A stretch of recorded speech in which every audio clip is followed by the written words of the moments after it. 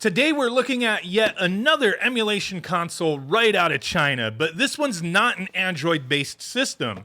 It is a mini Windows PC that's set up for dual boot. Windows 10 or 11, whichever one you want to use, or Batocera. So this mini PC has a 128 gigabyte eMMC drive built in that has the Windows operating system installed. And then this one came with a 2 terabyte drive that has someone's emulation Batocera build installed to it. The seller on AliExpress, DigDoc, is calling this the plug-and-play Pawky Cube Mini PC with 62,000 plus games.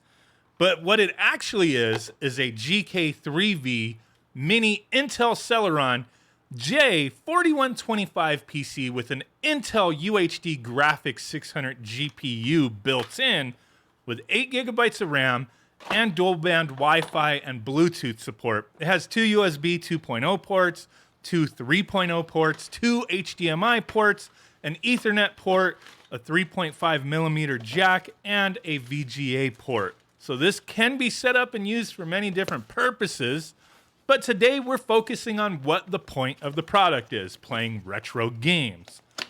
Now this bundle, it came with a single wired controller. They do sell other options, and with this controller, I've never seen it before, never used it, but it doesn't have an overall bad feel to it. It's not on par with anything from Sony, Microsoft, or Nintendo. It's about average when it comes to no-name brand controllers, though it does have a comfortable feel to it, and from my testing, it's fairly responsive for the most part. I just don't like the rear shoulder buttons with how they feel, and the D-pad's far from my favorite. You could also use any other controller you really want, wireless or USB, so you do have some options with a PC. It's a PC. Use whatever you want. But yeah, the included controller wasn't great, wasn't horrible, but yeah. Moving on. Now, this console has tons of systems set up with over 100 collection wheels to look through with over 60,000 games. There isn't 100 systems on here, it's just 100 collections that are listed, but there are a decent amount of consoles represented here, and arcade systems as well. But while this system will have no issue with most of what's included, there are a few consoles that seem a little ambitious for this PC, so I wanted to focus on the more heavy-hitting stuff that's installed on this build. We have consoles like 3DO, Atari Jaguar, which have typically given me issues in the past that I want to test out, then stuff like GameCube, PlayStation 2, and the Wii U, among a few others that I really kind of question how well they will run. Now, one of the systems that you always imagine should run well, but doesn't always on some of these cheaper, emulation systems is Nintendo 64. And on this PC, it appears most everything runs fairly well with no graphics glitches or sound issues for the most part. But also one thing to note is you are able to make a bunch of different adjustments to the emulators if you run into issues, changing the resolution, stuff like that. It can help with some of the more challenging to emulate consoles here. Now, one Nintendo 64 game that seems to always give some difficulty is Killer Instinct Gold. And again, here, just like I've experienced in the past, some of the same problems are present. It runs just not 100%. We have some issues with graphics and some glitches and whatnot. But the good news is that both the original arcade versions of Killer Instinct run extremely well. I much prefer the first Killer Instinct over Killer Instinct 2 or Killer Instinct Gold, so that's a huge plus for me. There we go. Now, while we're looking at arcade stuff, a few other games I didn't seem to have issues with were Tekken Tag Tournament and the Atomic Wave game Samurai Showdown 6. Naomi seemed to be pretty good as well, but I noticed some of the games where you're driving has some control issues, probably something I need to look into a bit more, but things like 18-wheeler, I just could not steer the truck very well. But most everything else was fine. I think it's just maybe some kind of option that I'm missing with the controller configurations with stuff like that would have used like a steering wheel in the arcade. I got to dig into it, but most of that stuff was fine. Naomi works well, and with that working well, essentially the same thing for Dreamcast, so I really don't have anything to report with issues for that console. Now, moving on to the GameCube, it's a bit mixed. Some things run fine, others do not. Some will be a little sluggish, having some audio issues and slowdown like F-Zero. Now, I was able to get a little better performance by lowering the resolution, but not enough to say it was 100% playable. Less demanding games in the GameCube, though, seem to not have as much a problem and perform fairly well, like Animal Crossing. Now, this is essentially the same thing for the Wii. Some games are okay, some are glitchy and slow. I also noticed they have Wii U on here with just one game, Mario Kart 8. And yeah, it almost looks fine. And making some settings adjustments, it seems like it might play well, but once in the game, no matter any of the settings I adjusted, the game slows down to a crawl, so not very playable. Not really sure why it's included here, but we'll kind of touch on that in a moment. Now, Sega Saturn, on the other hand, I didn't really notice too much in the way of issues.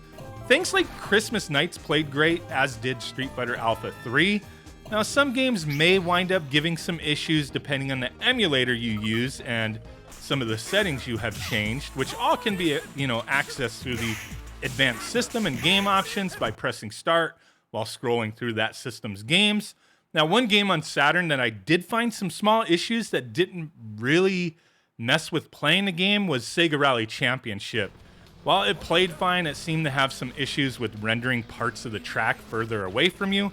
Could be a bit distracting, but overall, most Saturn stuff that I played and tested was just all right. Just not really anything to report on. Now, PSP was another one I tested a few games and didn't have too much in the way of issues. On this build, it's mostly PSP minis, but there is a nice little chunk of actual, PSP games on here. But, with so many games on this build, it's difficult to test everything. You're bound to find something that just doesn't work, even if you find something on that system that works 100% fine. Now, I did find some games still played well, even when upping the graphics settings for PSP, so that was a plus. You could push it a little bit. Now, PS2. This is one I was just like, why is it here? Maybe there's a game here and there that might play all right, but I couldn't really get good enough performance out of the games I tested. Lowering the resolutions, making other tweaks didn't really help too much. Like, it would smooth it out a bit, but yeah, the game still played slow, so wasn't worth it for me. Now, wrapping it up, the final systems I tested were 3DO, PS1, and Atari Jaguar. Now, both Jaguar and 3DO, very mixed results. Some stuff seemed okay, but then there were things that were slow or glitchy. PS1, on the other hand, typically can be played very well on most low-powered single-board computers, so there wasn't really any issues here with PS1. Overall, this is a decent build, but I'd imagine out of the 60,000 plus games that are included, you'll have trouble with a small percentage. These trouble systems consist of a very small percentage of the overall library here, so if I were to bet, I'd say 90% of the games here should run fine, maybe more. As most of the systems we know work on plenty of other things that are way underpowered to this system, comprised of most of the library here, Super Nintendo, all, your 8 and 16-bit stuff and old school arcade games is what the majority of this thing is. Now, these types of things, you got to keep your expectations in check. It's easy for a company to take a build that they downloaded or just ROM dump their own build into a front end and load it up on a system and say, hey, it's good to go, and not even check anything or actually, making sure everything is optimized. And that's the case here. I mean, it's not like, oh, this is a build, you figure it out. This is supposed to be an all-in-one thing. And to get the most out of it will require a bit of tweaking. Nothing too drastic or advanced, just some settings here and there.